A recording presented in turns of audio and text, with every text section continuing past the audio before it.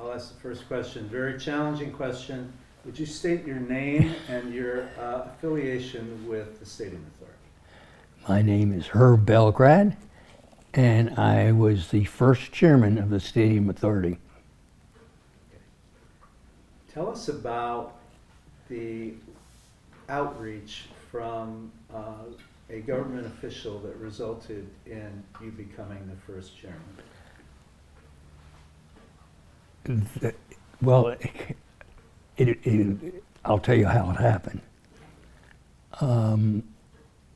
I was chairman of the, I think, civil something, some state agency. And in that capacity, I had to see Harry Hughes.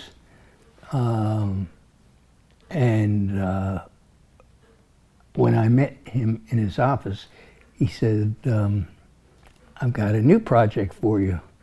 And now I had served 8 years as chairman of the Ethics Commission, so I wasn't looking for a new project. So he said, I said, what's that? He said, chairman of the Maryland Stadium Authority. And I said, I've never heard of them. And he said, it's a new agency that's just been created for the purpose of maintaining our baseball team because the Colts had just left, and he gave me a little background. And I said, I'd like to help you, but you got the wrong man. I said, I know as much about sports as you know about physics. It's just not my field, and I don't feel comfortable doing that, getting involved in something I don't know anything about. He said, well, that's just what I'm looking for. He said, I want somebody who can be objective so that he can look at facts objectively rather than someone who is so wrapped up in sports that he can't see very far in front of him. So he said, think about it.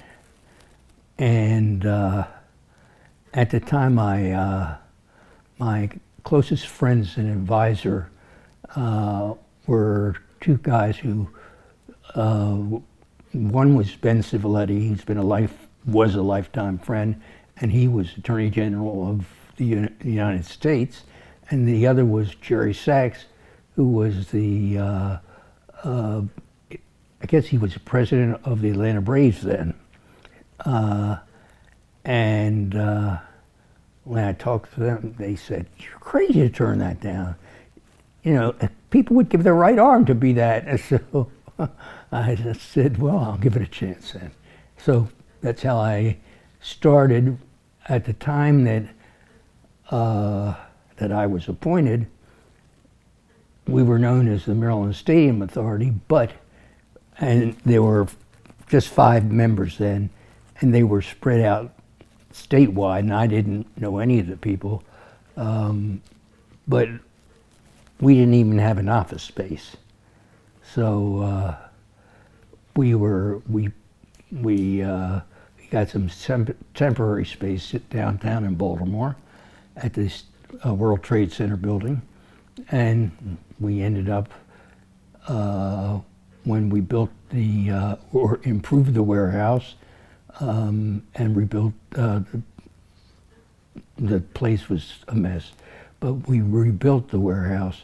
Then the Stadium Authority got permanent offices in the warehouse, and I assume they're there still today. One follow-up and then turn it over. What did you understand the job to be? At that time, the Colts had left Baltimore, and everybody was shaken, and particularly Schaefer, because he was mayor at the time, and he took it personally. And at the time,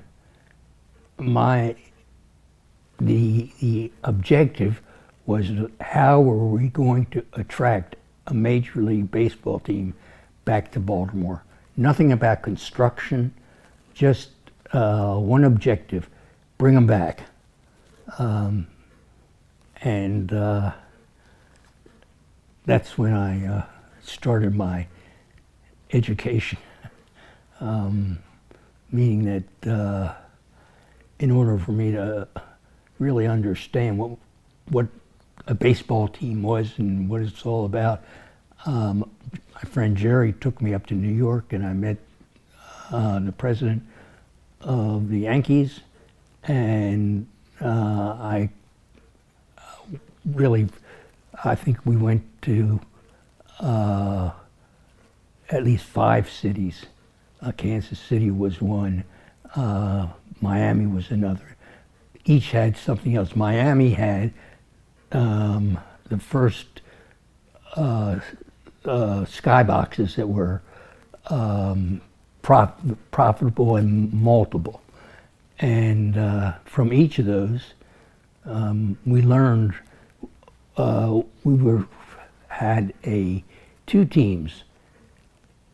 Our charge was to bring back a football team, but the Orioles, meantime, were somewhat unhappy, and I don't remember if it was overt or not, but there certainly was a feeling that the owner of the Orioles, who was then Edward Bennett Williams, he was a prominent, well-known Washington attorney, and the feeling was that he was going to move the team to the Washington area because they have a team now, but at that time they didn't have a team. So that's why the governor was very interested in retaining the Orioles, because that was the primary objective. And the secondary objective was bring us back a football team if you can. So this puts you at the center of dealing with a lot of different personalities. Oh yeah.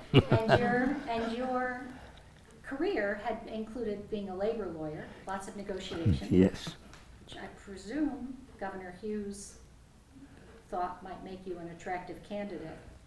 So can you talk about some of that? You have William Donald Schaefer, who is insisting that the NFL has to give Baltimore another team.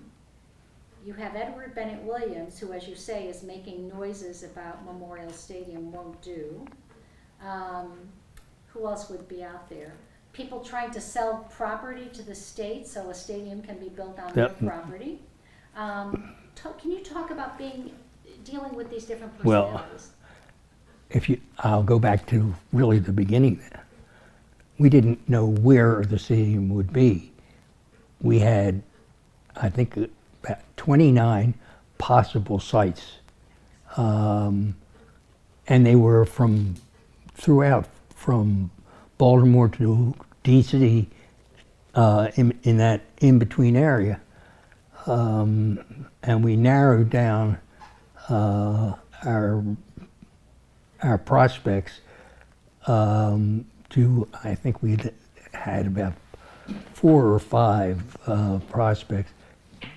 Then we had consultants, and throughout this project, I have to remember that consultants really gave us a lot of information, really educated us, told us what we should be looking for.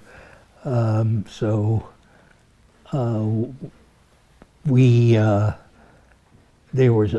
think there was about an 80-acre piece of land, which is now Camden Yards, and we selected that as the site.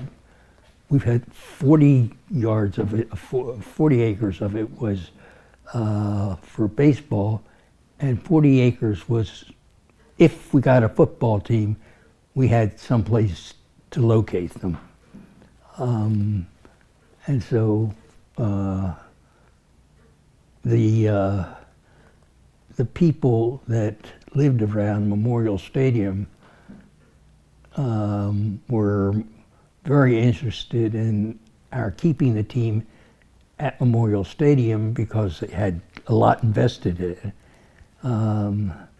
the people that we were going to, the location we were going to, didn't want us because it would bring in crowds and noise and undesirables, etc.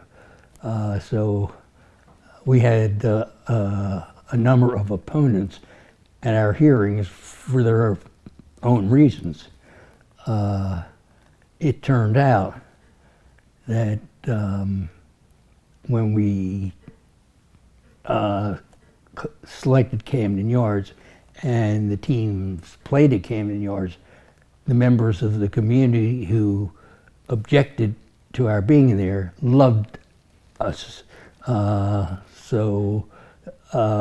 And we were able to take care of their problems because, as with anybody that is near a entertainment center, they're worried about parking and police protection, etc. Well, the city of Baltimore took care of everything for them. So we thought adequate parking, and so we went with the site. So can I take you back to the political side of it? So this is Governor William Donald Schaefer's first year in office, 1987, right? He's elected in the fall of '86.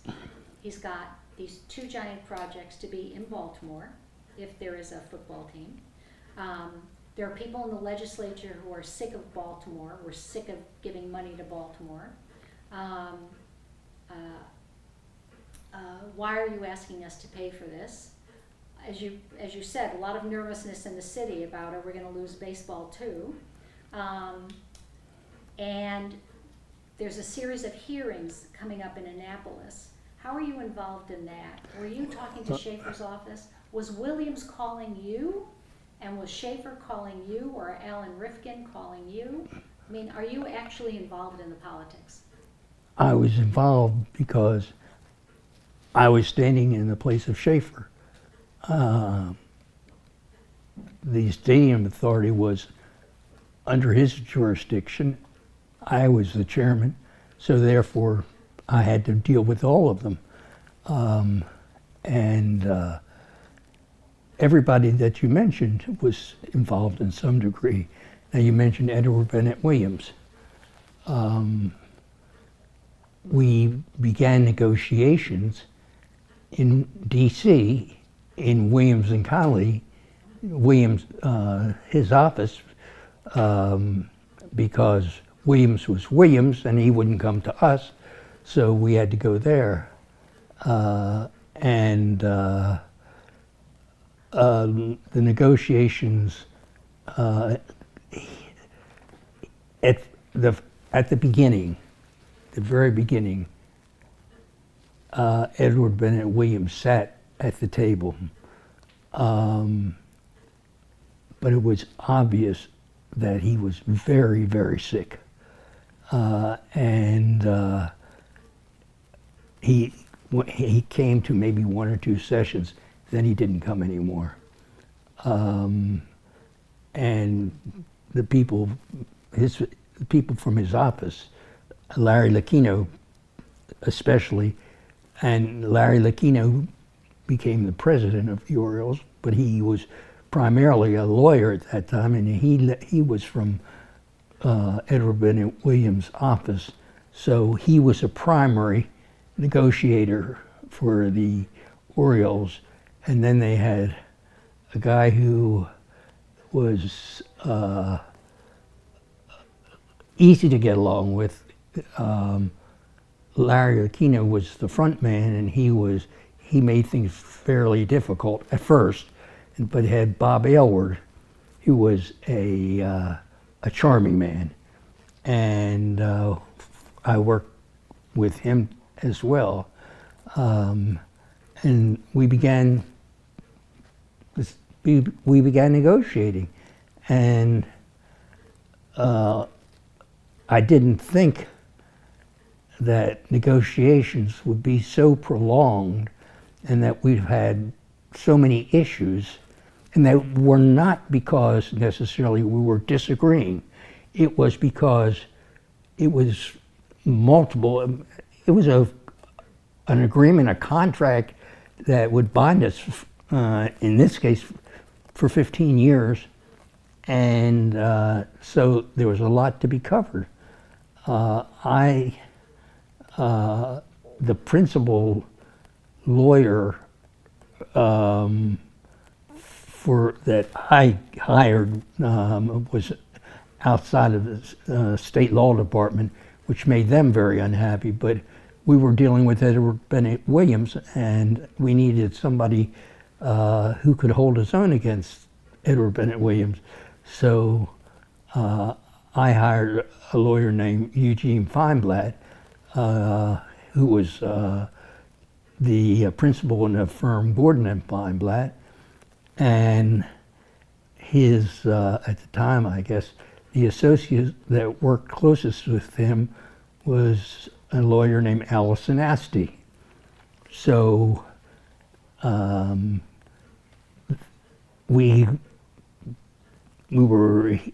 they represented the Orioles, and I represented the stadium authority. Can you talk about the legislation that was moving through the legislature that was proposed? There were even state legislators like Senator Julian Lapidus didn't want to spend this money on Well, stadiums. Julian Lapidus was an antagonist, but he wasn't competitive to the point he just gave us a difficult time, asked a lot of questions, but he wasn't opposed. And I can't tell you how many committee hearings I went to in Annapolis, how many community hearings I went to in various areas of the state. And I mean, I went in as far as Oakland because we were asking the state for money, so we had to go where they were, where the state senators were, the principal people were, and again, Julian Lapidus typifies the opposition of. He spoke loud and blustery because he was a politician, but at heart, he didn't give us a hard time in the legislature. And it was a need to start at the bottom and assume every vote that we were talking to was important as every other vote. And so I met with committees, I met with individuals, and behind the scenes, Governor Schaefer was setting me up with the people he knew would be of greatest support, and he arranged for me to meet with them as well.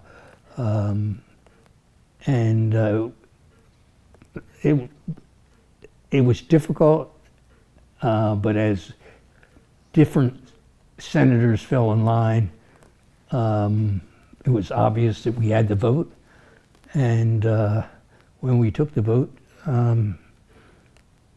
we had three things, three bills. One was we had to have a separate vote on the location so that the legislature approved, in this case, Camden Yards. We had to have a vote on the financing. And so we had to develop a very complete financing plan that did not involve state dollars to any great extent, but we had to come up with some other source, which we did. And we had then the individual legislators that we knew we had to get them on our side. So what did they respond to? What what was it that was the best selling point for you? Because a lot of people in the legislators are sick of giving money to Baltimore. So what did you tell them that brought them? It was that we had lost the Colts. Though the Colts were from Baltimore, everybody in the state loved the Colts. And with Edward Bennett Williams holding captive the Orioles, it wasn't hard because it wasn't a personal thing, but just as Schaefer was really shaken when the Colts left. And it was a personal matter with him that we get back that football team and we don't lose the baseball team. And as a result of our meetings, we brought Schaefer together with Williams, and that was typical Schaefer, that he arranged, I won't say behind our back, but without our knowledge, to meet with Williams privately. He met with Williams at a breakfast meetings. Williams had earned his reputation as a lawyer because he was a very good negotiator, and he and Schaefer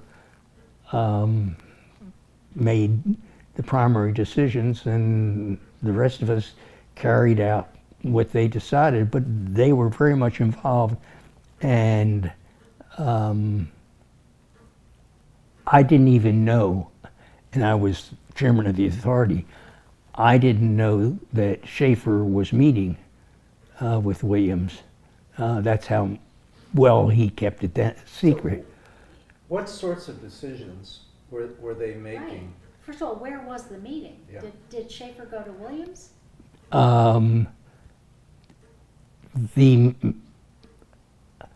Well, at first it was the representatives of each. Then when we had the meetings, they were, for example, at Gordon and Feinblatt, in their conference room. They were at Williams and Connolly in their conference room, so that I remember, for example, we negotiated with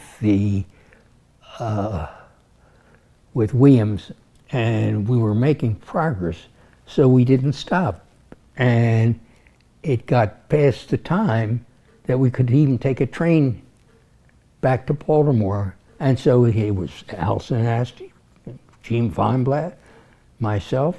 We had to get hotel rooms and stay overnight. And remember that I had a limited authority, meaning I always had to get the approval of the governor.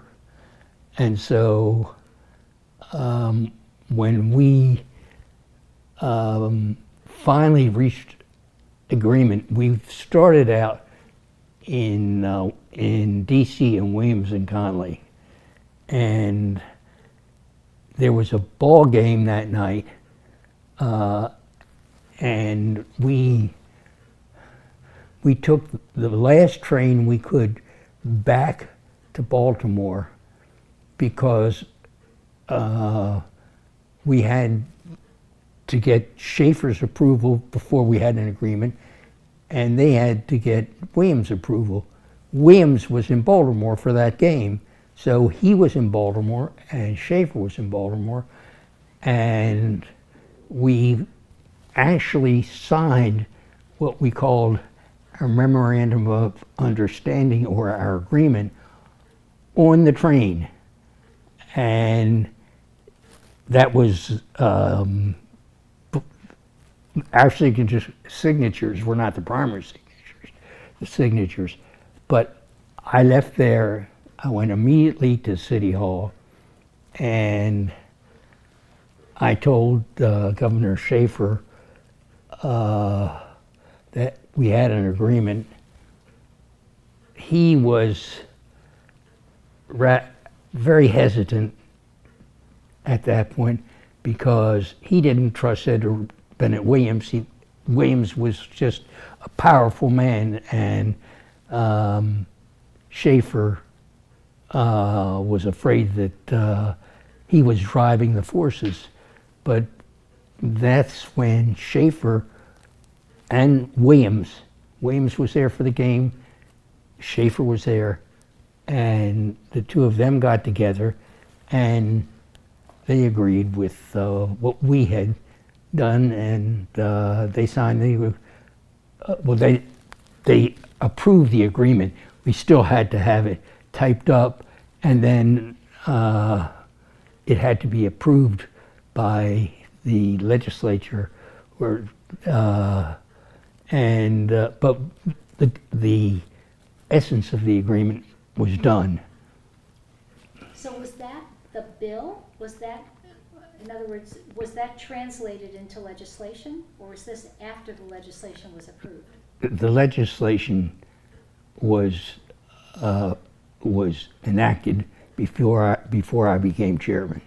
In other words, in the 1986 legislative session, they adopted the Maryland Stadium Authority, which was a lengthy bill, which took a lot into consideration.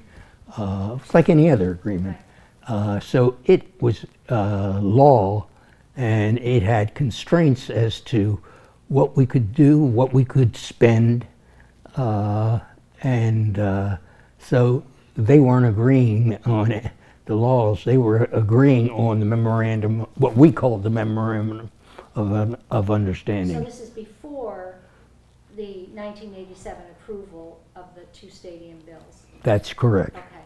Can you talk about that? I'm sorry, am I stepping on you? Can you talk about the hearing where Edward Bennett Williams came to testify?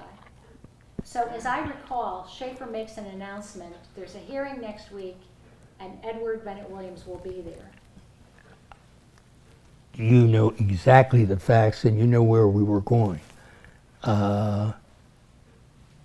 Schaefer makes the announcement, except he didn't consult Williams in advance. He was committing Williams to come to something that Williams wouldn't necessarily agree with or not. So we had Schaefer going out on a ledge saying that there would be a meeting, and it did take place, and it was successful, but it wasn't a meeting that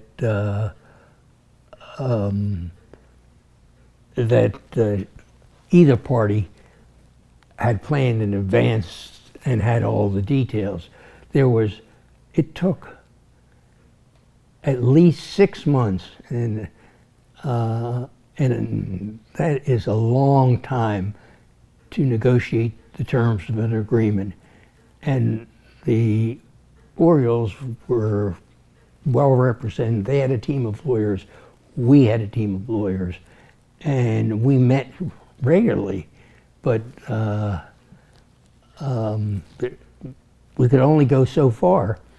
And on the last day, on the day that we reached agreement, we started out in D.C. At Williams' office, maybe at 10 o'clock in the morning. And we knew the last train left Washington at, let's say, 5 o'clock. And we had not completed our agreement, but we were there except for 1 or 2 points, which we were still talking about.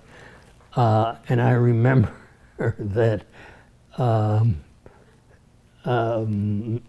Gene Feinblatt was no youngster at the time, but he was sort of trying to hold the train. He kept his foot on, this is true too, he kept his foot on the platform so that the rest of the party could get on, and then we went right to the dining car to continue our negotiations, and the last point we agreed to, as the train pulled into Baltimore, the people from the Orioles had to see Edward Bennett Williams to make sure that he approved. I had to see Schaefer to make sure he approved. And that was the day that we went out on the field and we announced that the stadium authority and the Orioles had reached an agreement on a long-term lease, because people in Baltimore really were afraid we were going to lose a team, and we announced that we were going to continue with the team, and I think they referred to that as Fantastic Fans Night. So that was May of '88, Yes. but the hearing at which Williams appeared was in '87. So we want to know more about the events that resulted in that hearing. So why would Schaefer have been pushing Williams to appear at a hearing? Well, only Williams, who owned the team, could commit to staying in Baltimore if he got concessions which were in the bill and included our building a stadium, our paying for the stadium 100%. He had an equal voice in most of the critical decisions. They had to be, both sides agreed to them. In fact, that Williams specifically went to the stadium for this purpose, because he knew we were so close. And it was the last time he was ever at a game, because he died a couple of months later, I think. But he wanted to be present. Do you think Schaefer thought the presence of Edward that legislators had to hear it from Edward Bennett Williams' mouth? Well, there was a hearing, and we can set an agenda, and we did, as to who was coming, who the speakers would be. It was up to the Orioles to produce Williams. We didn't know for certain that he would be there, and he didn't say very much. But what he said is that he agreed that he would sign an agreement that would bind him to maintain the team in Baltimore for at least 15 years. And he said that. And that's all the legislators needed to hear, because then they realized that the opposition, and there was, you're right, it was a lot of money. It was Baltimore City. The outlying counties throughout the state weren't getting any direct benefits from it, but we needed the votes of their representatives. And it was Edward Bennett Williams, in part. He was sort of like a god up there. I mean, everybody looked up to Edward Bennett Williams. And so here, this mighty man comes to the legislature and makes a commitment, and he really sold our bill, because without his agreement, we had nothing. And so... So at the end of that day, was there a huge sigh of relief? Did you all go drink champagne or something? Or what? So, we went home and we were so tired. Remember, we had negotiated it in Washington. I believe maybe that we even slept in Washington. Then we took the train over.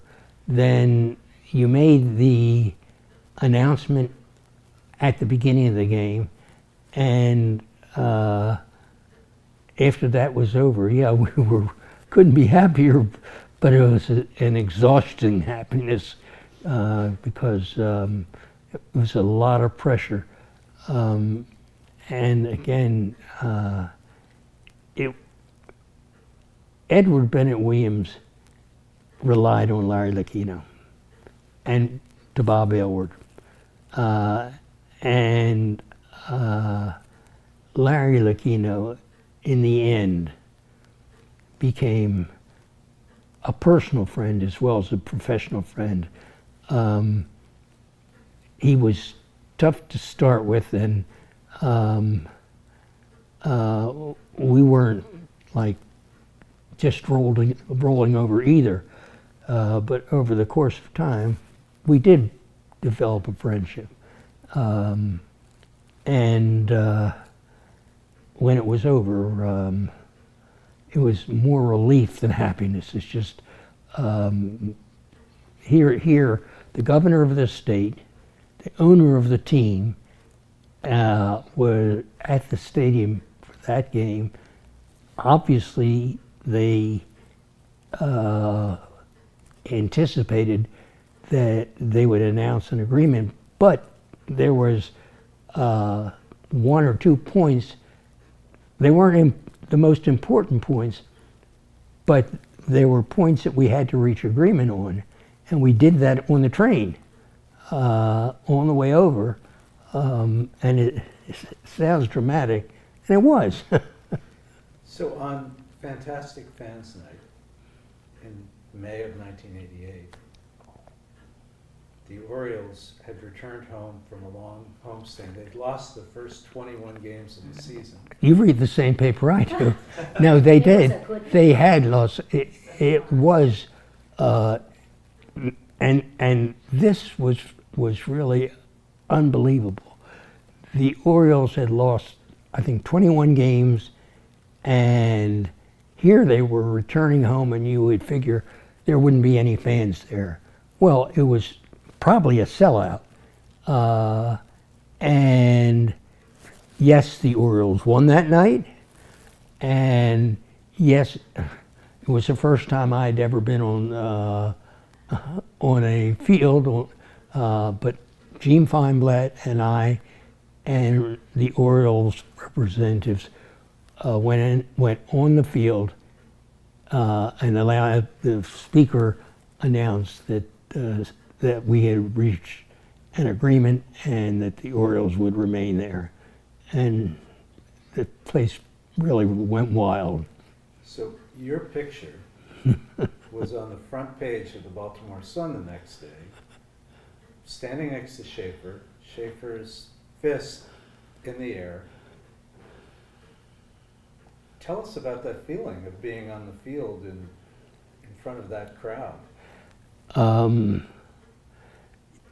You remember the good things, and you really forget what led up to it, because it was 6 months of give and take. But Governor Schaefer was an unpredictable man, and you never knew what position he would take. And I had worked with him over the years in different capacities. But when we told him that we reached agreement, he didn't, at first he didn't want us to make an announcement because it wasn't in writing, and from his point of view, Williams was slick, and he didn't trust Williams' word that all the details would be worked out. But he gave in, and he um, we gave him all the assurances that he needed, and we told him that Williams would be good to his word on these last points. And Schaefer agreed, and so that's how we went out on the field and made the announcement. So one other question about that night. So as you mentioned, Williams was there, but he never appeared on the field. He was so sick by that point that he wasn't. That is exactly true. Williams did not go on the train with us. Williams had left his office maybe 2 or 3 in the afternoon, and he'd gone over there, I guess, by car, and he would not go out on the field, not because he didn't want to, but he had lost a lot of weight. It was obvious he was sick, and it was too much for him, but it didn't affect his mind. And so it was a happy event for all of us. But as you know, at the end of the road, when you've been going at it for 6 months, it's sort of, you're drained and you're happy, but you still have the effects of the negotiations. Excuse me, and the principals were in agreement, but Schaefer's instructions to me was to get it in writing as quickly as possible. It was not in writing at that point. It would take maybe a day to take care of it, but he said, get it in writing. And the agreement was finished, and they went, and it had to be signed by Williams, it had to be signed by Schaefer. I had to sign it on behalf of the Stadium Authority, and so they had the state police take the agreement to the various parties, and they arrived at my house about midnight with the agreement, and I was the last one to sign it. Can I ask your indulgence 1 second? Can you give us more details on the scene? There's no cell phones. You all get off the train, take cabs to Memorial Stadium? We got off the train. I assume we took cabs. I mean, we knew we had to get to the Memorial Stadium quick because the people that were going to be the important people were there. But everybody was operating within the scope of their authority. They knew they were agreeing to something that in advance their principals had told them they could agree to. And it was... So do you run over to Schaefer, who's in a box somewhere? I don't know where he is. I don't know if he's in a field box or if he's in... Schaefer was waiting for me, and he was in the Stadium Authority box. And literally, did you say, boss, we have the agreement? I mean, yeah, did he say, well, we had his word, right, but we didn't have a written agreement. And that's why I say Schaefer had been through so much with Williams in negotiating before, and Williams had always taken the lead role from Schaefer, and Schaefer didn't trust him at all, and he was not about to go out on the field and say that we reached an agreement until we actually had something signed. And he needed a little persuasion. Can you talk about that? Did you say, I'm not kidding, this is good? No. Schaefer behind us all the way. He was, he gave me authority to proceed with the negotiations, proceed on all the points. Obviously, I would need him to tell me it was all right, but I had the authority. I didn't, when I was negotiating, I didn't say, well, this is subject to the governor's approval, because you don't, you prolong the negotiations, and he'd given me the authority. But Schaefer, even then, until all parties had signed it, Schaefer was, of all people, he was just more anxious because he didn't trust Williams. How did you get him on the field? How did you persuade him? You said he didn't Oh. want to go on the field without a written thing. Because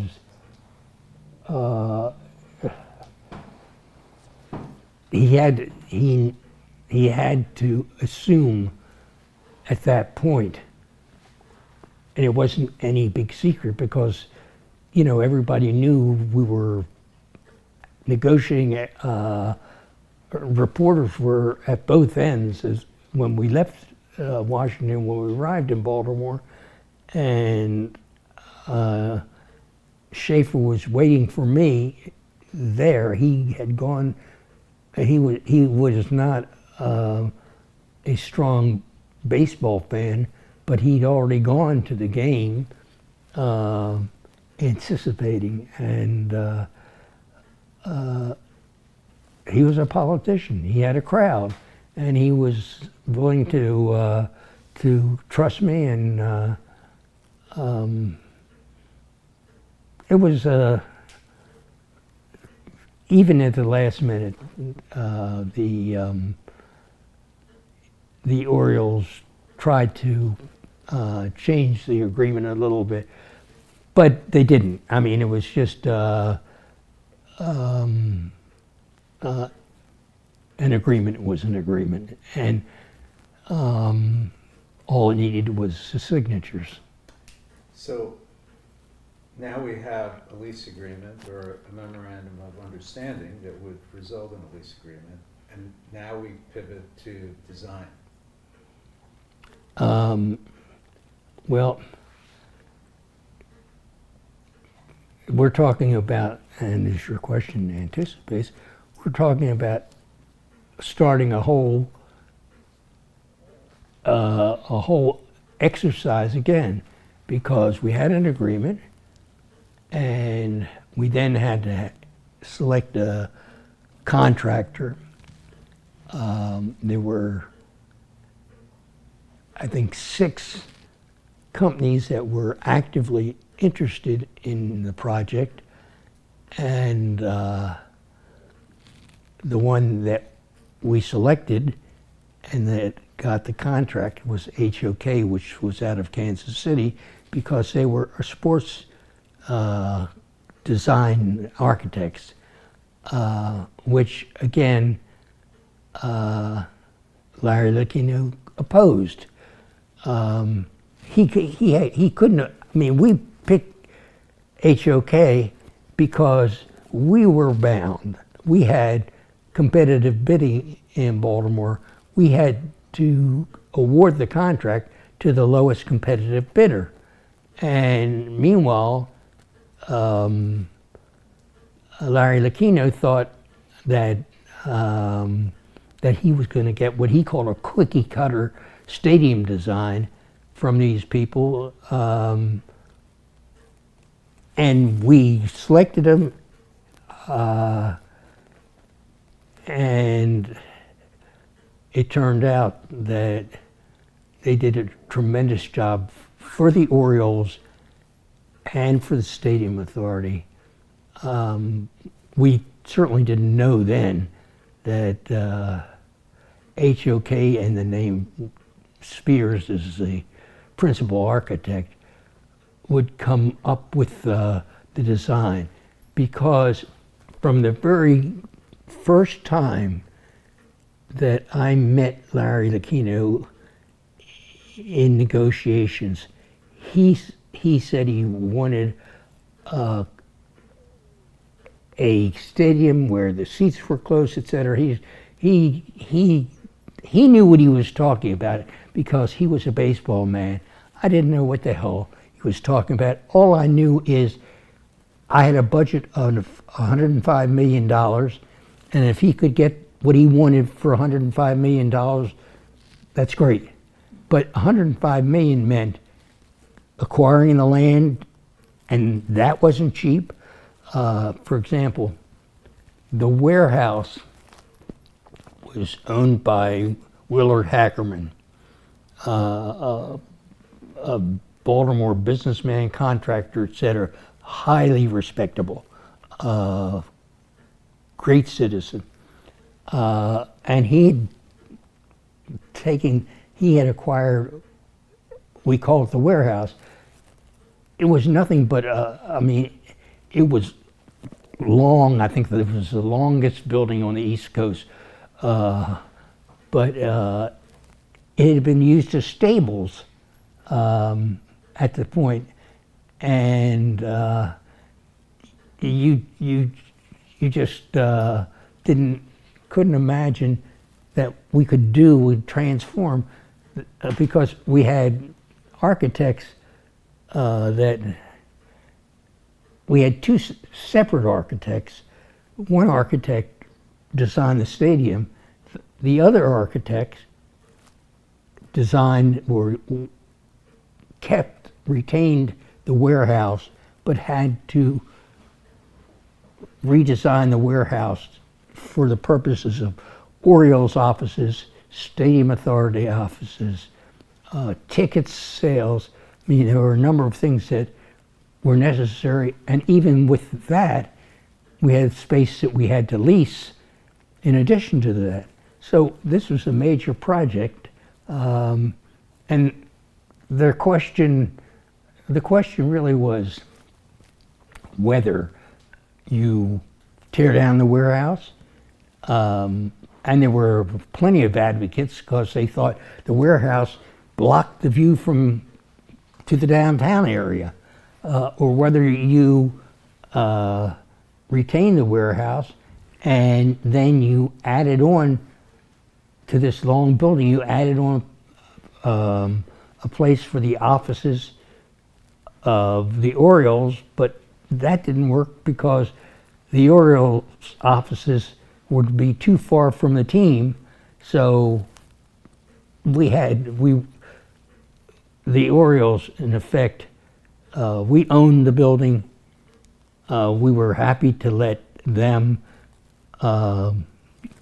design the interior for their use, not for our use, and we took care of the rest. But there were a lot of times when we had to give and take. You don't have a project of that size and reach agreement, and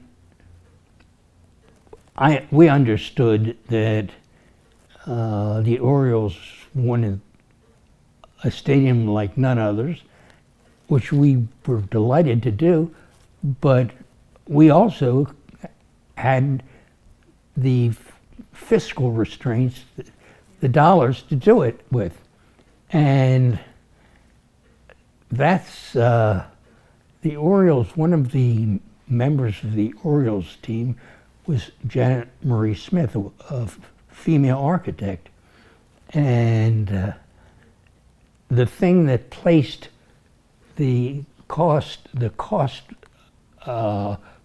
made it prohibitive was the cost of the steel. Well, Janet Marie somehow got a firm, I don't know, a firm some distance from us, but a firm and a reliable firm to come in with the steel price maybe $5 million over what we had allocated. But that was the give and take. Of course, I had to go to Schaefer and say, we're going to have an overrun and it's $5 million. but we can't go forward.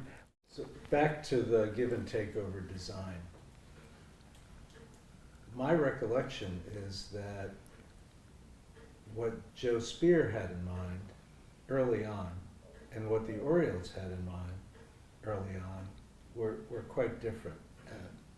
What are your recollections? It was the original design would have required 4 levels above ground, and it would have been it wouldn't have merged into the downtown.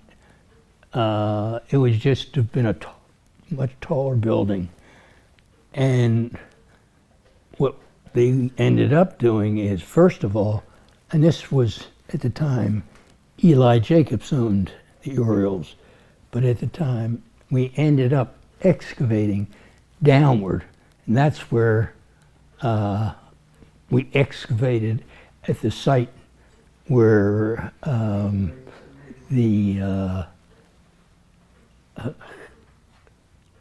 Babe Ruth's home was there. And in fact, we have some bricks. We have a brick here that came from the old Babe Ruth home. So we excavated down, and then the design from there only required 3 levels rather than the 4th level, so that the stadium wasn't out of proportion to the buildings of downtown. But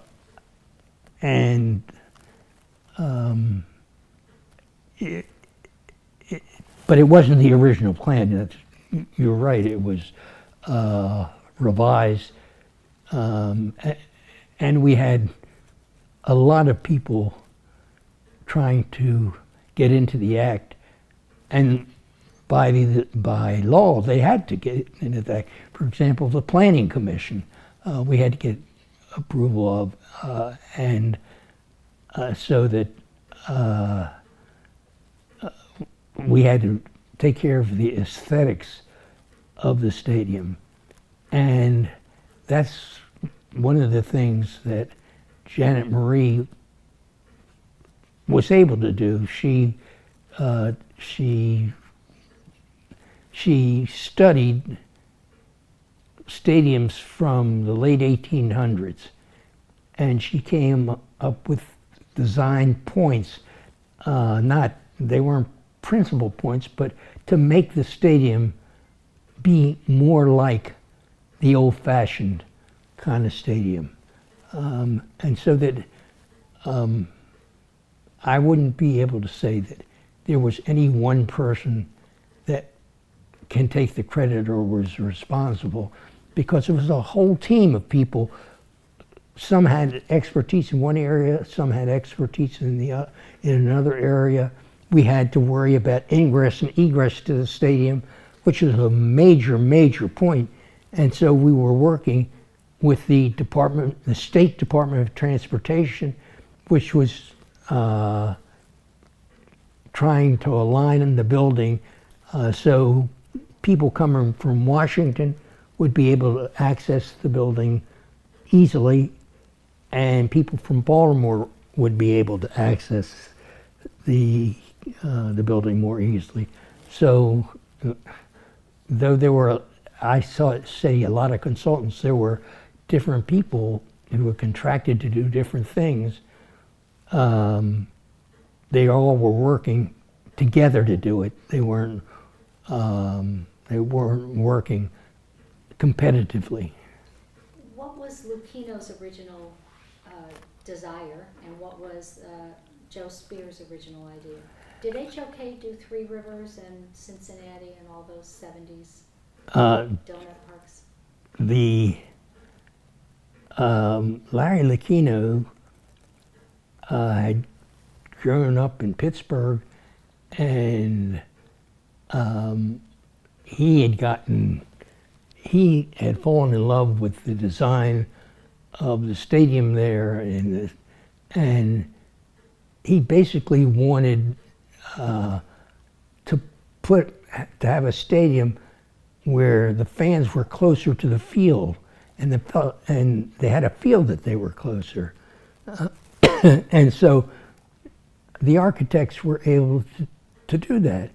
And as I said, this wasn't an area that the stadium authority had any political power, etc.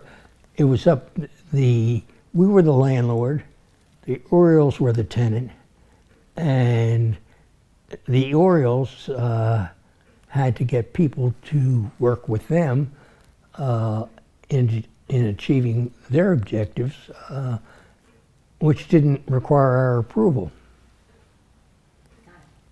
Who decided that the warehouse should remain?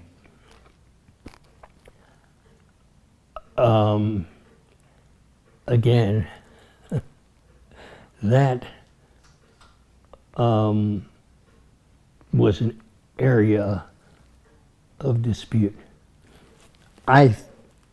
From the beginning, I thought the warehouse should be retained, renovated, within reason, but it shouldn't. There was no reason to tear it down, and it just sort of fit in, and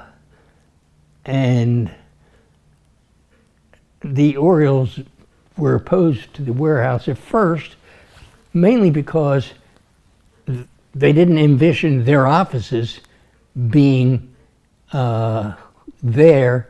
They wanted a new building which could be designed for its purpose rather than taking an existing building. But they were open-minded, as we were, and we had a separate architect for the warehouse, and we did reach agreement on how we would use the space. Now remember, again, we were the landlord. It was our building, and the Orioles had the use of that building and Camden Station, which was an adjacent building, which was joined the main building, the warehouse building, and it was left to the architects to meet with the Orioles, because again, the stadium authority was not in the business of getting involved in the occupancy. We knew that we had so much money, and it turned out that it was a lot more. I think it cost more than $8 million for us to renovate the warehouse, but it would have cost more than that to put a new building up. So, again, there was a newspaper man who inserted himself into the proceedings, and he was a sports editor of the News American at the time. His name was John Stedman, and he felt that the warehouse obstructed the view of the downtown, and he advocated in his paper that the warehouse had to go. And he had no authority. He was just, as you know, a newspaper guy who had his opinion, but he had more access to the public than we would have, and he made an issue which turned out to be a non-issue, but he made it difficult. And again, John Stedman was not just trying to be difficult. He just had his own ideas, and again, we compromised because we weren't going to put a new building up. Meanwhile, the controversy was pretty important, and we didn't want to take the chance that the governor would not support us in the end. So I arranged for the governor to come down to the stadium and go through the old place was shambles, but he saw what we were trying to do, and he supported us 100%, and that was important because all the controversy without support of the governor would have taken us off the track. What about the name of the stadium?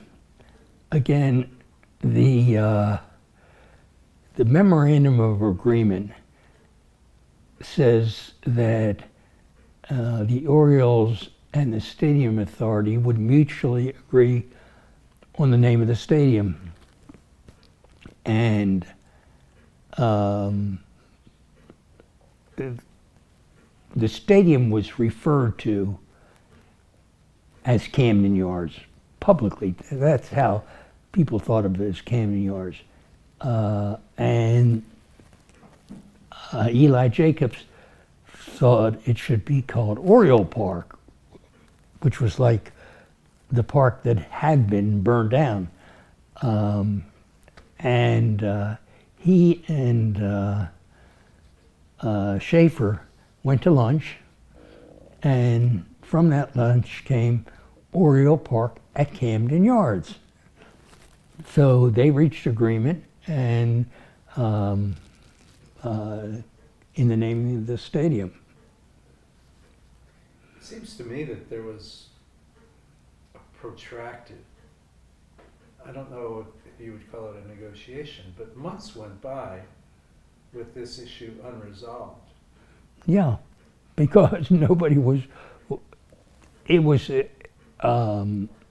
late in the project because we didn't have to worry about the naming of the stadium, and we referred to it.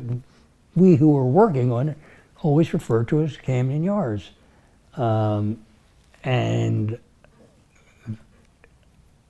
finally, as far as, and there's the agreement says we must mutually agree. So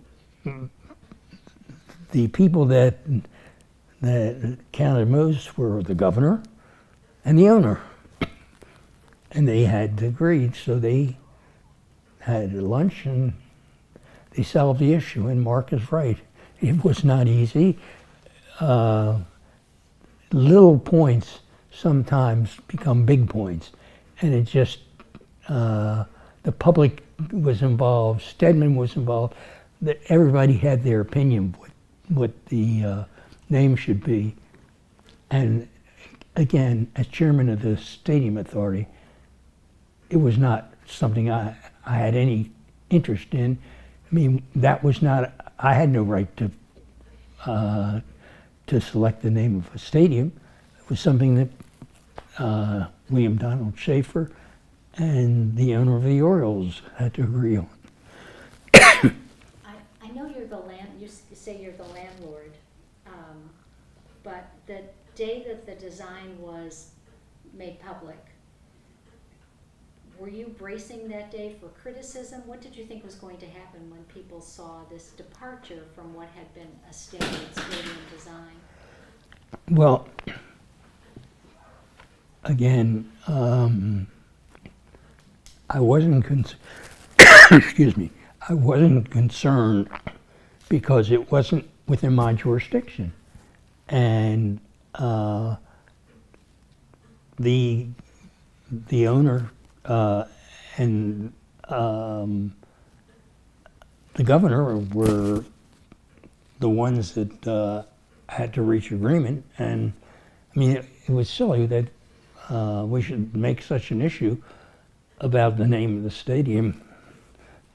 The longer it went, the more controversial it became. They sat down and they agreed. And then the day that the actual design was published, which I remember because I had to leave a bat mitzvah in New Jersey to drive down for the announcement on a Sunday. And again, not your job to worry about the design, but were you braced for the public to say, "What the hell is this? It doesn't look like Three Rivers."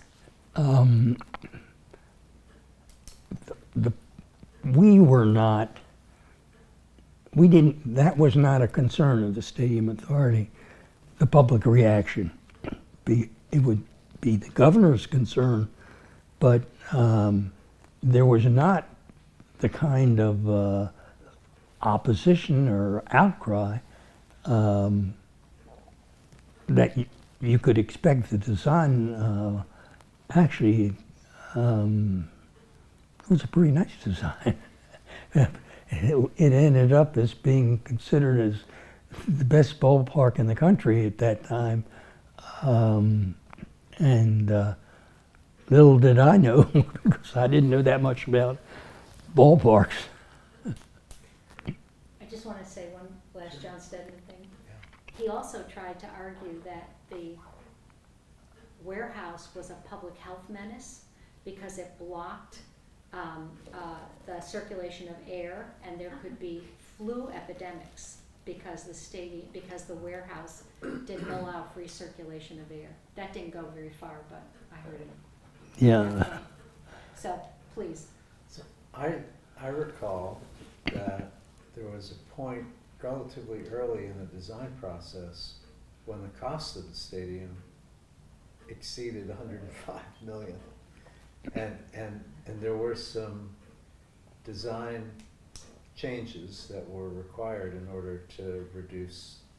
And that's when I told you they had to reduce it from 4 flights or 4 levels to 3.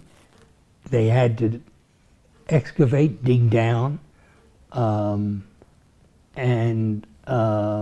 they were able to come in, I think, at 108 million, and our budget was 105 million. Now, by today's standards, a stadium would cost twice or more than we were able to spend on that stadium. But in the end, I guess everything worked out because all the politicians came and took credit for everything. They got the votes, and which was fine with me.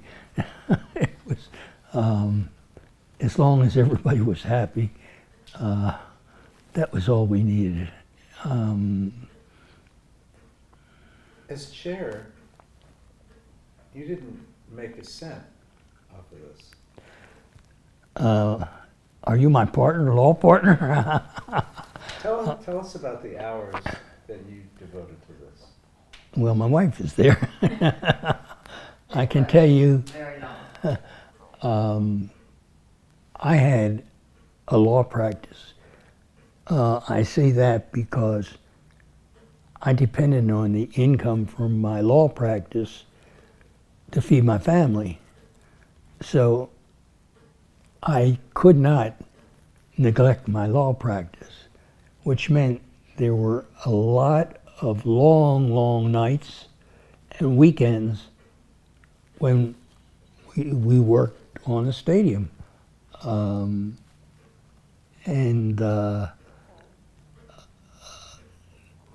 It didn't, at the beginning,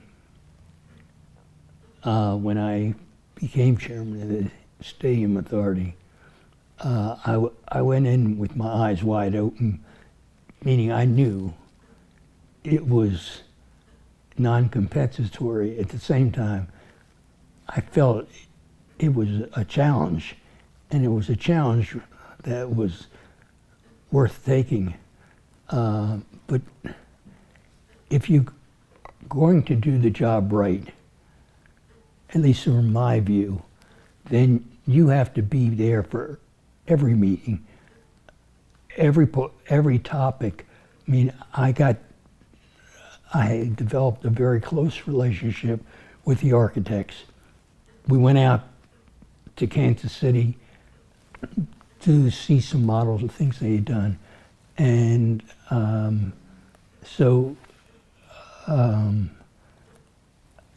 I kept my hands in it because I was the person that had to answer to the governor, and I wanted to do it right. And the hours, well, you couldn't count the hours because, for example, you're going into the area around the stadium. They were single row houses. People felt that if you put a stadium near their house, it would reduce the value of the house. They'd have too much trash. They'd have cars parked on their streets. I mean, there were people who had serious concerns, and there was only one way to alleviate those concerns, and that was to meet with them. And I can't tell you how many meetings I went to, but when I went to a meeting, I would talk generally about what we had in mind, and then open it to questions, and they asked specific questions, and we answered them. We didn't, we tried to get them to be on our side because we thought we were doing something that would benefit them as well. And the guy who was the most vocal opposition of the neighborhoods that surround the stadium ended up being one who praised what we had done and how little it had affected their land values. Was that Packer? Is that his name? William? He represented Otterbein or somebody? Yes. Yeah. I'll have Yeah. to find his name, right? You tried to bring a football team to Baltimore. Yes. And that was a real challenge. And that was a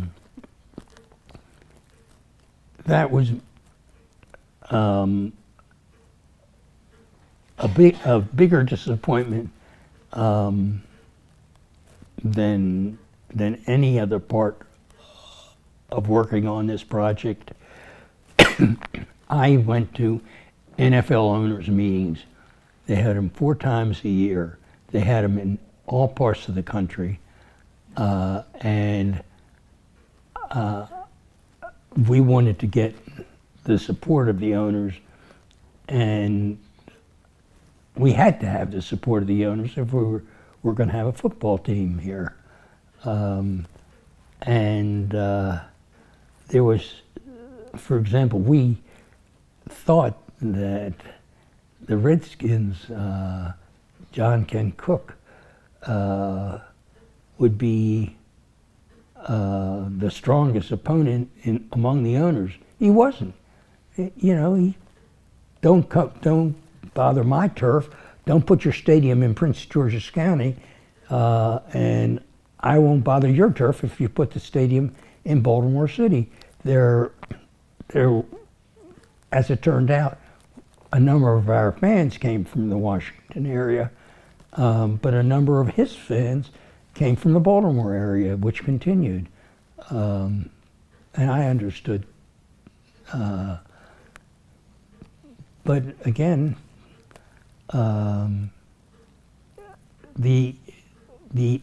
what was important was that we get the public on our side as much as possible.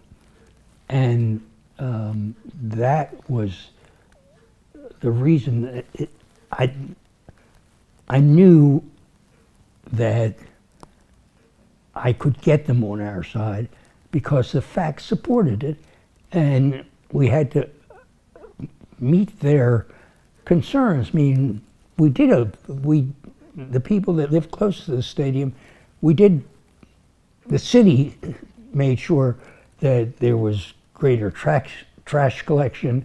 The stadium hours would not interfere with their sleep. I mean, there were efforts to understand what some people didn't matter, whatever compromises, they were against the stadium, and that was it. When you went to the owners' meetings 4 times a year, did you bring a presentation? Was that what you had to do? I know you brought crab cakes, but I mean, so you staged a reception? Was that it for the owners? There were a number of cities that were like Baltimore, Charlotte was trying to get a football team, and we had to get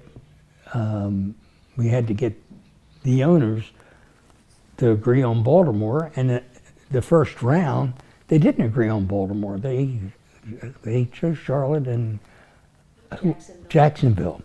And we couldn't understand. Jacksonville was a little hick town somewhere, and here they're taking Jacksonville, and we're a big city. We could do much better.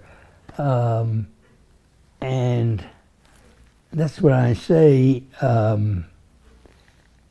Gene Feinberg and the governor were with me in a hotel room when the NFL owners were making their choice. And when I say the governor, the governor just doesn't pick up, I don't know what city it was in, but it certainly wasn't near Baltimore. But the governor had enough personal interest that he went, and we made a presentation, and we were told that we made a good presentation. But what we learned is, it doesn't matter what kind of presentation, they had an idea that where they wanted to put teams geographically. And so when I say it was discouraging, here we're in a hotel room waiting to hear the result, and the result it was ugly, because we weren't given the courtesy of the NFL owners even telling us what their decision was. We had reporters come in and tell us what the decision was and get our reaction to it. And it was a letdown. But you win some, you lose some. Eventually we won. So what happened in that hotel room when you found out that it was Charlotte Jacksonville? If I recall, there was someone who had the use of let us have the use of his private plane.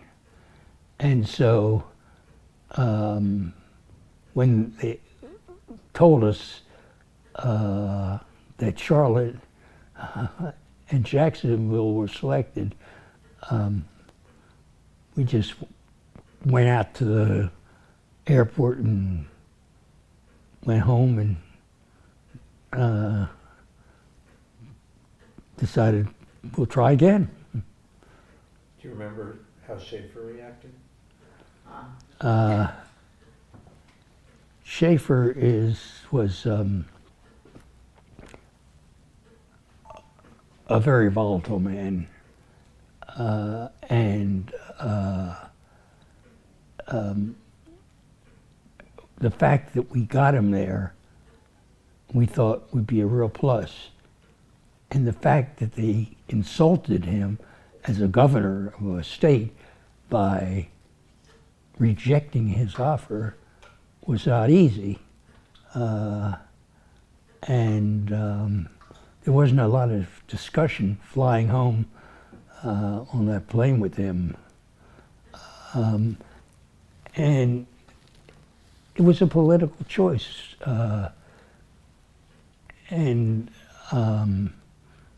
He was very complimentary of us for the presentation that we made, and he was part of that presentation. And I think the owners were equally impressed, and they felt that at some time that we would have the opportunity. We lost then, but we really didn't lose because we conducted ourselves in a very professional manner. And after it was over, we didn't lambaste the NFL owners for their choice. Did you ever meet Paul Tagliabue? Yes, I did. He was the man that made the decisions on baseball because he was the commissioner. And we went over to his office, we meaning myself, Bruce Hoffman, went over to his office. Very pleasant meeting. I mean, it was, but at least we had a good, let's say, we had a good conversation that didn't lead anywhere at that time. Do you remember after the expansion cities were chosen and people in Baltimore were disappointed, Tagliabue said, well, you know, you have museums, just enjoy the museums, don't worry about football. Yes.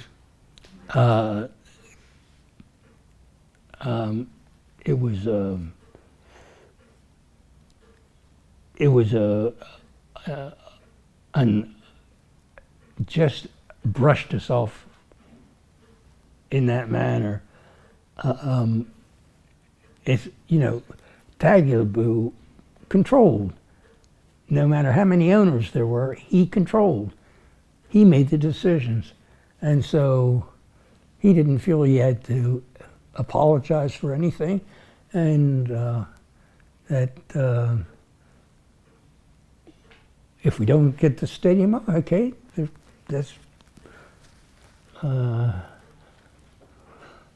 as you said, I think he did make some remark about museums and that really, you know, it was bad enough to be in the room and learn that you didn't get them, and then I have to go back to Baltimore and with nothing, and then to have the guy who made the decision justify it without recognizing that if you took every aspect that they were looking for, the size of the community, the businesses in the community, the support of the community, we won out on every aspect, but that wasn't the basis. The basis was, and we had, every time that we went to an NFL owners meeting, we had a booth where we could talk to the owners if they came and talked to us. And there was a mention, we thought, well, if one way to attract them to our booth was to have Maryland crab cakes. So we had a caterer from Baltimore come out with us, and they prepared Maryland crab cakes, and the owners loved them, but they didn't give their votes for them. They just came and ate them, and it gave us a chance to say hello. But we had, I mean, each time we went, we had a presentation. They allowed me to speak on behalf of the Baltimore effort, and no questions. It was everything went well except the vote. So we weathered the storm. I've got a few more questions. Are you okay? Okay. The prospective owners of the football team. There was a man named Leonard Weinglass who was interested. Most people called him Boogie. What are your memories of his interest in owning the team? His interest was the owner of the team got a lot of notoriety, and he wasn't interested in the team or baseball. He was interested in the notoriety, and he was self-made, but he made millions, and so that the only thing we were concerned about was that that we didn't want him to come out to the owners' meetings for fear that it would drive us further back. He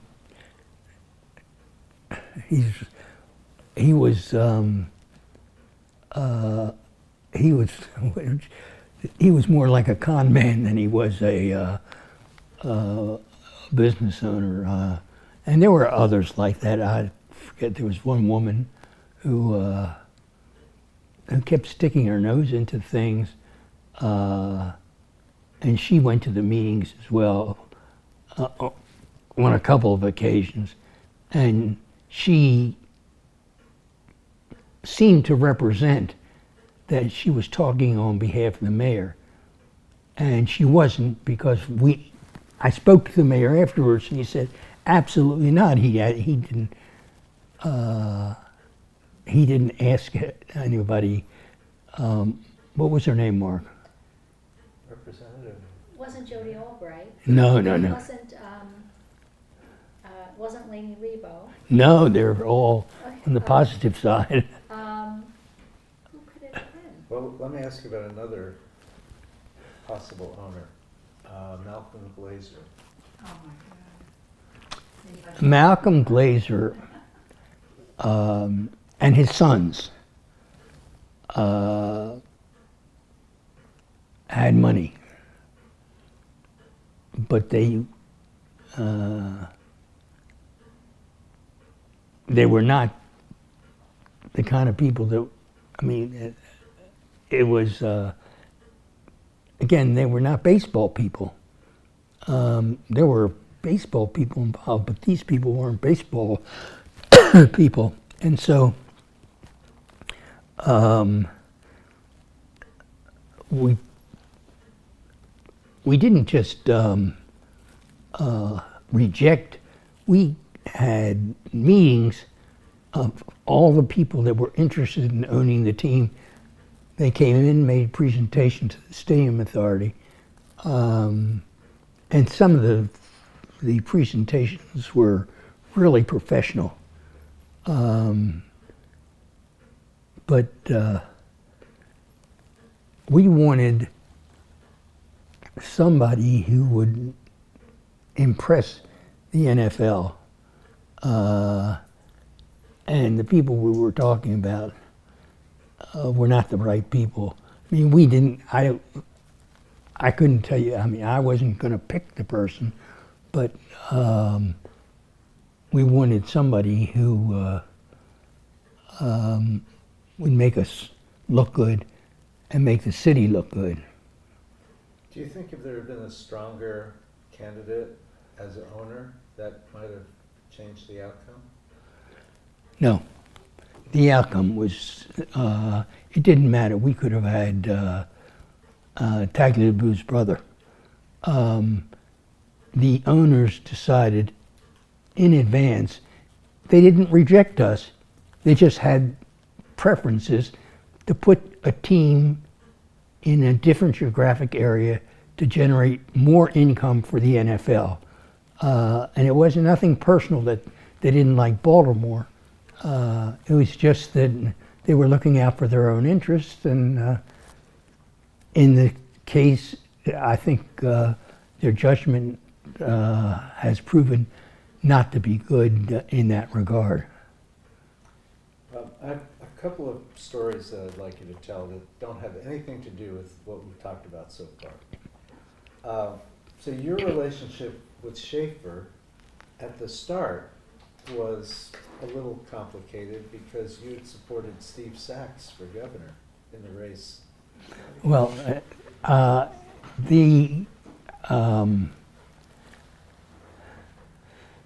this is one of the areas that you don't anticipate, but Steve Sachs was running as a Democrat against Schaefer as a Democrat to be governor. Steve Sachs had been a lifetime friend of ours, but that wasn't even important. Steve Sachs was just competent in every way, both in intelligence and personality, and it was easy to we put his lawn sign on our lawn. We didn't normally put lawn signs of candidates, but he was a friend as well as candidate. And one of Schaefer's aides, I think it was Lenny Lebo, drove by our house, and she saw a Sachs sign on our front lawn. And so I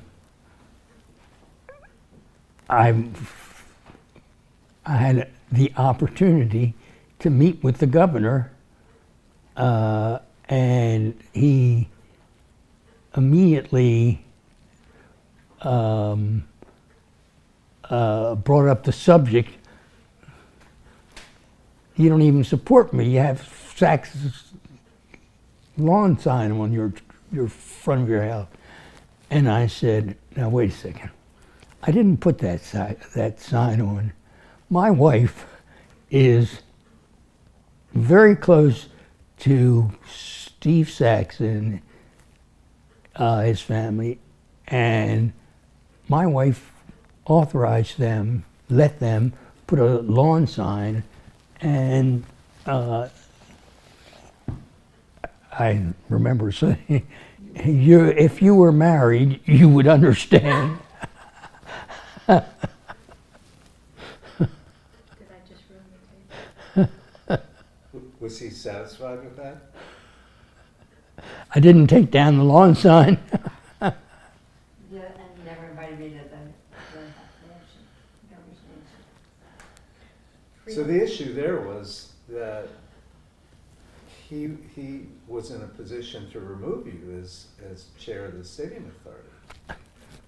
I would be glad to be removed at that point. I didn't know.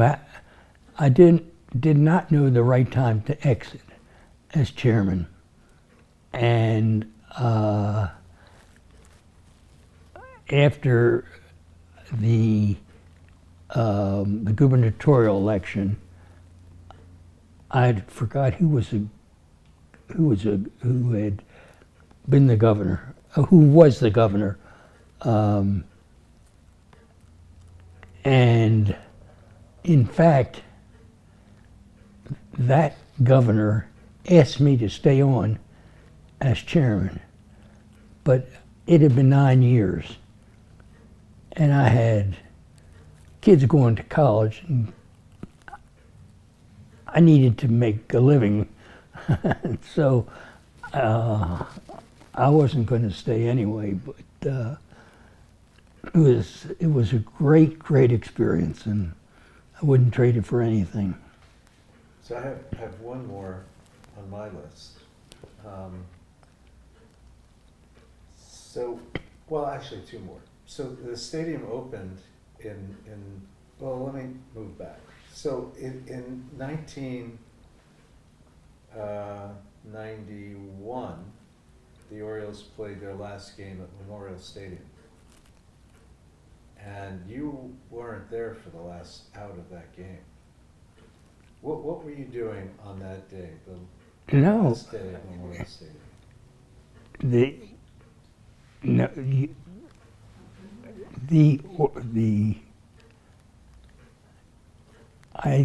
I can remember that I personally went to take home plate to, and there was the flagpole too, or the pole. So I used my car. I went over to pick them up and take them over to the new stadium. So